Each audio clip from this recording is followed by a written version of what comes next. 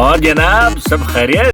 इससे मैं माफ़ी चाहूँगा कि मैं उनकी मदद नहीं कर पाया, पर इंशाअल्लाह अपनी कोशिश इसी तरीके से जारी रहेगी। का गिरा रे बरेली के बाजार में। आपका कान का झुमका क्या है, कहाँ से खरीदे?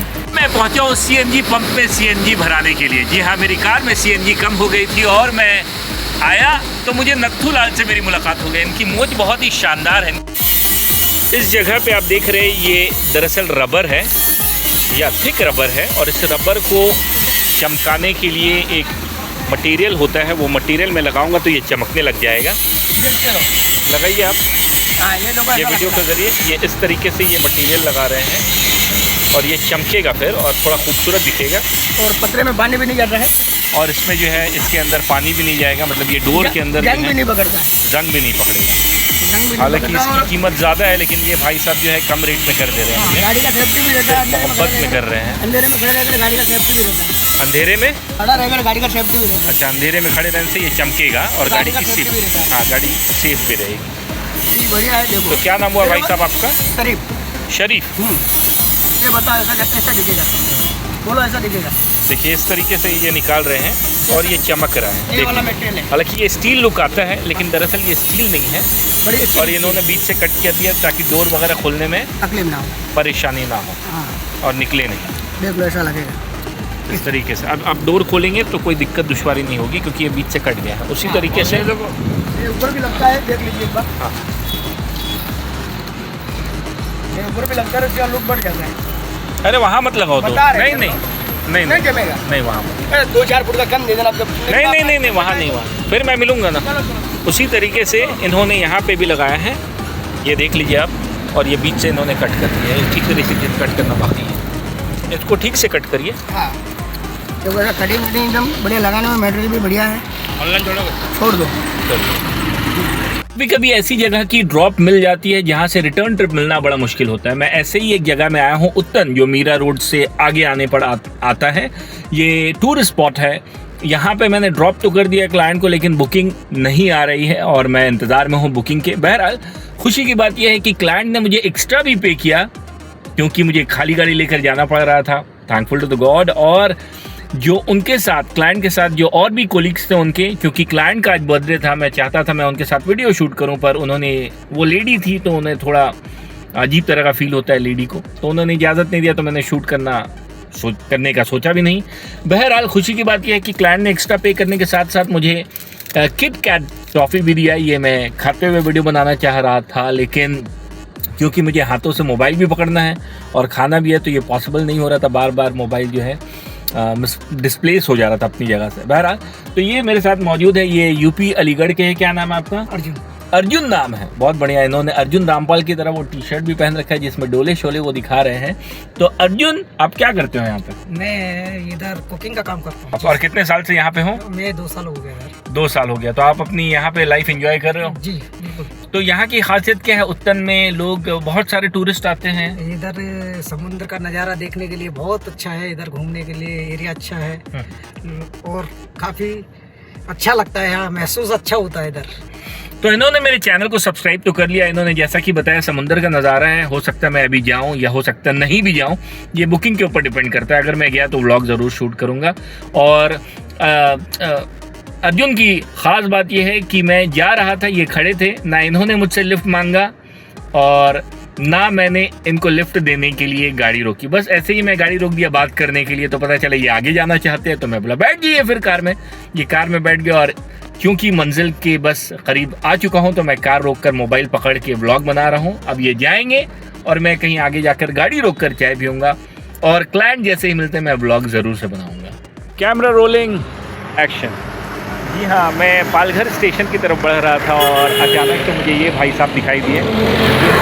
बोट टाइटेनियम ख़राब हो गई। दरअसल हम लोग प्लास चाहते हैं, पकड़ चाहते हैं, जिससे हम लोग पकड़ के ज़रिए ये वायर जो निकला हुआ है इसको फिक्स करें और फिक्स करने के बाद ये गाड़ी अपनी सही पोजीशन में आ जाएगी और चलने लग जाएगी। आप देख सकते हैं मैं कैमरा को इस तरीके से घुमाकर अपनी कार को दिखाना चाहता हूँ। वो मेरी कार खड़ी है और ये भाई साहब खड़े। क्या नाम आपका? हाँ, मोबिन भाई। हम लोग काफ़ी देर से परेशान हैं। हम लोगों ने, हालांकि वहाँ पे कुछ दूर में कार खड़ी है, कार एक खड़ी हुई थी, उनसे ही मैंने पूछा और ट्रक ड्राइवर से भी पूछा, बहुत सारी गाड़ियों को हम लोगों ने रोका, लेकिन कामयाबी नहीं मिली। लोगों के पास पकड़ नहीं था, प्लास नहीं था, जिसका लेकर हम लोग अभी भी फंसे हुए हैं। तो ये भाई के साथ मैंने कोशिश किया इनकी मदद करूं, और पर मैं भी नाकामयाब रहा, क्योंकि जितनी भी गाड़ियां रुकी किसी के पास प्लास पकड़ नहीं था। प्लास आप समझते हैं ना, पकड़ने वाला। एनी विच वेज मैं आगे बढ़ता हूँ, 1-2 व्हीकल को और रोकूंगा, अगर किसी तरीके से मिल गया तो बहुत बढ़िया, नहीं तो फिर मोबिन भाई की इजाज़त लेकर मैं आगे बढ़ूँगा। मोबिन भाई से मैं माफ़ी चाहूँगा कि मैं उनको मदद नहीं कर पाया, शुक्रिया, पर इंशाअल्लाह अपनी कोशिश इसी तरीके से जारी रहेगी। उनका गिरा रे बरेली के बाजार में। आपका कान का झुमका क्या है, कहाँ से खरीदे? दुकान से। बड़ा शानदार दिख रहा है आपका कान का झुमका। मैं पहुंचा हूँ सीएनजी पंप पे सीएनजी भराने के लिए। जी हाँ, मेरी कार में सीएनजी कम हो गई थी और मैं आया तो मुझे नत्थू लाल से मेरी मुलाकात हो गई। इनकी मोच बहुत ही शानदार है, इनका मोच देखिए, वाकई में काबिल तारीफ, और इनकी मुस्कुराहट भी लाजवाब है यार। बहुत कम ऐसे लोग हैं जो संजीदा माहौल में भी मुस्कुराते हैं, मतलब टेंशन होने के बावजूद भी चेहरे पर मुस्कुराहट लगते हैं। जैसे ये भाई साहब, ये भी भाई साहब बहुत अच्छे मुस्कुरा रहे हैं। तो मैंने सोचा क्यों ना इनको अपने व्लॉग में ले लूँ। और अगर आप देखेंगे तो देखिए मेरी कार में अभी सीएनजी जा रहा है, तो सीएनजी का बिल कितना आता है वो मैं देखूंगा। ऐसे मुझे उम्मीद है ये कम से कम 400 या 500 तो जाएगा, क्योंकि सीएनजी सिर्फ लास्ट 2 पॉइंट में आकर अटक गया था। तो लेते हैं सीएनजी, फिर देखेंगे बिल कितना होगा। वैसे इस बंदे का मुस्कुराहट दोबारा देख लीजिए, क्या लाजवाब मुस्कुराहट है यार। आप सोचिए अगर आप परेशानी में हैं, कोई टेंशन है, और किसी का चेहरा मुस्कुराता हुआ आप जब देखते हैं तो कितनी खुशी मिलती है। आपको आपका मिजाज बदल जाता है, राइट। लेकिन वही किसी को गमज़दा देखते हैं, मायूस देखते हैं, तो फिर आप भी मायूस होते हैं। तो मेरा ये बोलना है, मैं इसलिए मुस्कुराता हूँ ताकि आप भी मेरे साथ मुस्कुराते रहिए। भैया भाई साहब को दोबारा तीसरी मरतबा मैं दिखाता हूँ, देखिए कितना मुस्कुराई। अरे वाह यार, यही है असल में क्लोज़अप मुस्कान। जो क्लोज़अप करता है वो इसी तरीके से मुस्कुराता है। आप क्लोज़अप करते हैं या पेप्सोडेंट करते हैं, कमेंट करके ज़रूर बताइए। बिल देखिए, ये 516 का बिल हुआ है, 516 देख लीजिए। बढ़ते आगे। हे मुंबई, क्या चल रहा है यार? मुंबई तो सोती नहीं है, यही बहुत खुशी की बात है, क्योंकि मैं चाहता हूँ मुंबई 24 घंटा काम करते रहे। इसलिए करते रहे क्योंकि Mumbai is actually financial capital of our nation.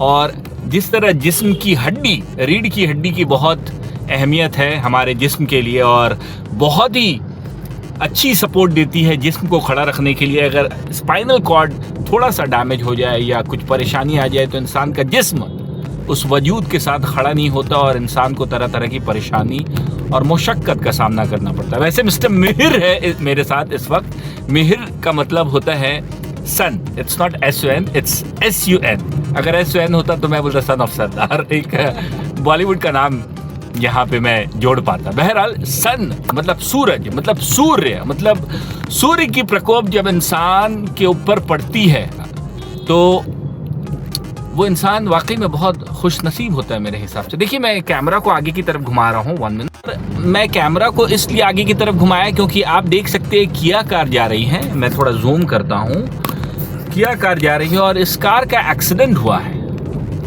आप फिर से मैं कैमरा को सेट करूंगा और आप देखिए कार जो है बैक साइड से थोड़ी डैमेज दिख रही है। इसका मतलब कार ने कहीं ना कहीं एक्सीडेंट का सामना किया है। एंड इट्स वेरी इंपॉर्टेंट, जब आप माफ़ कीजिएगा, मैं कैमरा को फिर से घुमाया और फ्रंट की तरफ कैमरा को पोजीशन किया, तो मैं ये बोल रहा था कि अब जब आप रोड पर चलते हैं तो आपको बहुत सारी चीज़ों का ख्याल रखना पड़ता है। इसीलिए मैं जब भी आपसे मुखातिब होता हूं तो मैं आगे की तरफ देखता हूं, ना कि कैमरा की तरफ, क्योंकि थोड़ा सा भी गलती, मुंबई में बम्पर टू बम्पर कार चलती है। आप थोड़ा सा इधर उधर देखेंगे, कभी कदार तो ऐसा होता है कि मैं rear view mirror mean side mirror देखता हूं और अचानक से फ्रंट वाला व्हीकल ब्रेक अप्लाई कर देता है। ऐसे वक्त में बहुत मुश्किल होता है कम वक्त में आपकी गाड़ी को कंट्रोल करना। But thankful to the god, ऊपर वाले की दुआ है, और सबसे अव्वल कि आप लोगों की प्यार है, मोहब्बत है मेरे साथ, जो मुझे हर समय महफूज रखता है। बहरहाल मिस्टर मिहिर से मैं बात करना चाहता हूँ, तो सर बताइए कुछ अपने बारे में खासम खास। मुंबई आके 3 साल हो गए हैं। ओके। और मैं साइबर सिक्योरिटी में जॉब कर रहा हूँ। वंडरफुल। और मैं भी एक ऐसी सपना लेकर आया था मुंबई की, मुझे भी नौकरी मिलेगी, मैं भी कुछ नया करूँगा। तो होपफुली मुंबई मेरे लिए अभी तक इतना अच्छा रहा है कि मेरे को जॉब भी मिल गई, 3 साल से मैं जॉब भी कर रहा हूँ, लेकिन अब बस बहुत हो गया। अब मन कर रहा है कि बस 1-2 साल और रुक के यहाँ से फाइनल ही निकल जाऊँगा। सो फाइनल आप होम टाउन जाएंगे अपने? नहीं, कहीं भी मुंबई के बाहर, क्योंकि मुंबई की लाइफ स्टार्टिंग में काफ़ी अच्छी लगती है, बट जैसे जैसे आप इसमें रहो तो या तो आपको इससे प्यार हो जाएगा या फिर आपको यहाँ से निकलने की इच्छा करेगी। तो मैं सेकेंड वाले पार्ट में आता हूँ। अच्छा, तो आपका होम टाउन कहाँ है? मैं रायपुर छत्तीसगढ़ से। शायद ही आपको वहाँ से कोई मिला होगा मुंबई में। छत्तीसगढ़ के लोग किसी न किसी से मेरी मुलाकात तो हुई है, मुझे इतना याद है।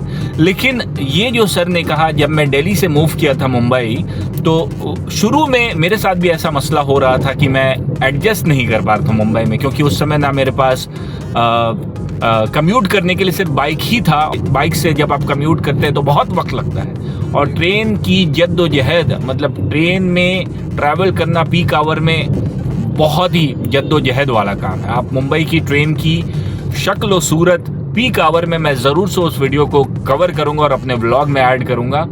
तो सर, अगर मैं आपसे पूछूं कि आपका कौन सा ऐसा गाना आपके दिल के करीब है? बॉलीवुड का मैं पुराने गाने भी सुनता हूँ, मैं अभी के भी गाने सुनता हूँ। आपका कुछ ऐसा प्रेफरेंस है जिसमें फेवरेट बताऊँ? मेरा कोई एक फेवरेट नहीं है। Okay. मेरे मूड पे डिपेंड करता है। मैं किशोर कुमार के भी गाने सुनता हूँ, मैं आजकल के भी गाने सुनता हूँ। फॉर एग्जांपल आदित्य रिखारी के सॉन्ग्स मुझे बहुत पसंद है।